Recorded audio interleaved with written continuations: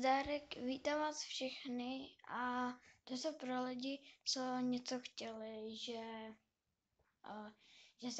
že prostě někdo chtěl být, že někdo z vás má rád Japonsko, že někdo už trochu umí japonsky a že tam už někdo chtěl být jako porty, ale chci říct, že ty tam chcete to na japonského, ale bohužel nemůžete najít. Tak já vám nabízím takový český shop, který si můžete tam vyhledat, nějaké takové jídla a tak dále. A jmenuje se to peppies.shop. Píše se to takhle, peppies. Přepíš.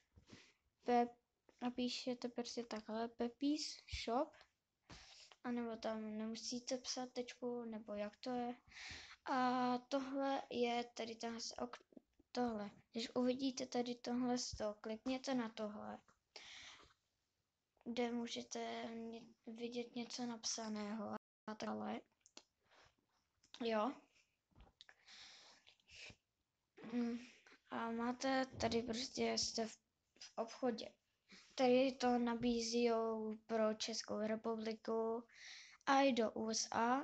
Oni to nabízí pro Američany, souhlasní. Ale vím, že tam mají ty levnější věci, ale mají tady takový ty americké jídla jako to, že tady máte Primy, mají tady Cheetos, taky nebo takový.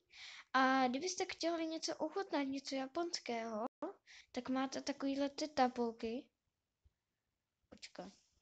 Kde máte takový ty tabulky, kde asi můžete ochutnat takovýhle nudle, co tady vidíte. Mám taková pak něco to. A když si jako něco doprava něco koupíte, a pak můžete mít si dopravu zdarma, co ty věci nevím. A pak můžete to poslední dostat dárek ke každé objednávce, že tam můžete dostat další odměny a tak dále. Jo, a ještě pro lidi, kdo měli takový tyhle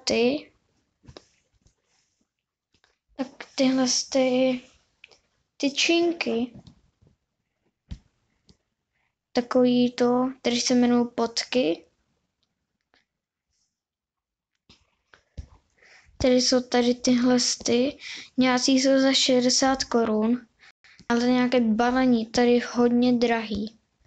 A já jsem si tak to strávil, ale kdybyste kupovali to v krabici nebo něco takový, tak to máte úplně drahý. Úplně drahý jak kokos. Protože tady někdo z vás to měl, ale jiné příchutě. Pardon. Ale nikomu to nechutnalo, protože někdo řekl, fuj, co to je?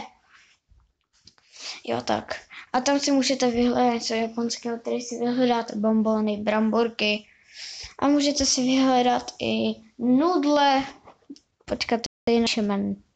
Nudle. Já nechci 5. Když si dáme 5 let.